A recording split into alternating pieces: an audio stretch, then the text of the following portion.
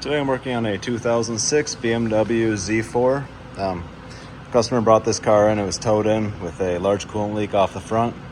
They said when they were installing this hose that goes down to the thermostat, there's a flange here, very common failure point. They're usually made out of plastic. You put this billet one on here. Some people call it the Mickey Mouse flange because it looks like it has two ears. It just has the two upper bolts. He was installing that. He said that the one of the bolts was stripped out, and that's why it's leaking coolant everywhere. So I'm looking at it, and yeah, this bolt doesn't tighten. The threads are completely ripped out of the front, which I just assumed right away was over tightened. Most likely. I can see a lot of the other repairs that were done on this were not to badmouth this guy, but they were not done by a professional.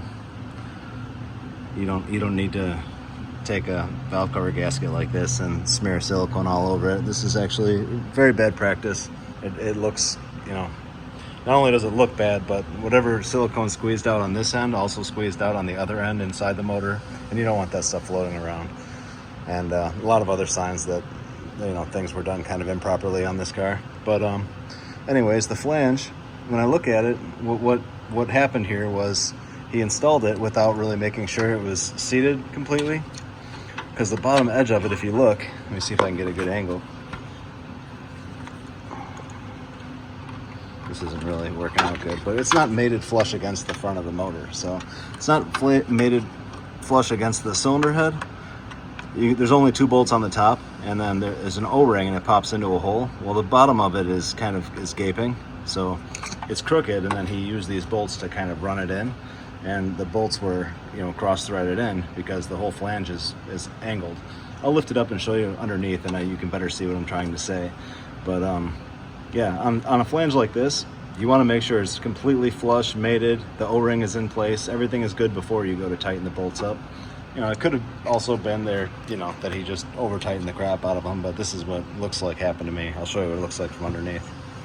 From underneath, you can see, if I zoom in up there on the bottom of the flange,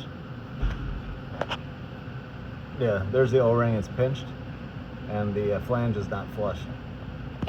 Yeah, you can see it pretty decent right there. So yeah, that's just one of those things where you want to make sure it's completely seated before you use bolts to draw something down, especially when it's something where there's only bolts on the one edge of it, when it's not going to draw it down evenly. But typically you want to just push things together. This also, you can see it's dumping oil everywhere from the oil filter housing gasket and the oil cooler gasket up there, and it's not good to cover your water pump and your drive belts and all your coolant hoses with oil. But yeah, that's it. Just something to show you guys what I'm doing today. So thanks for watching.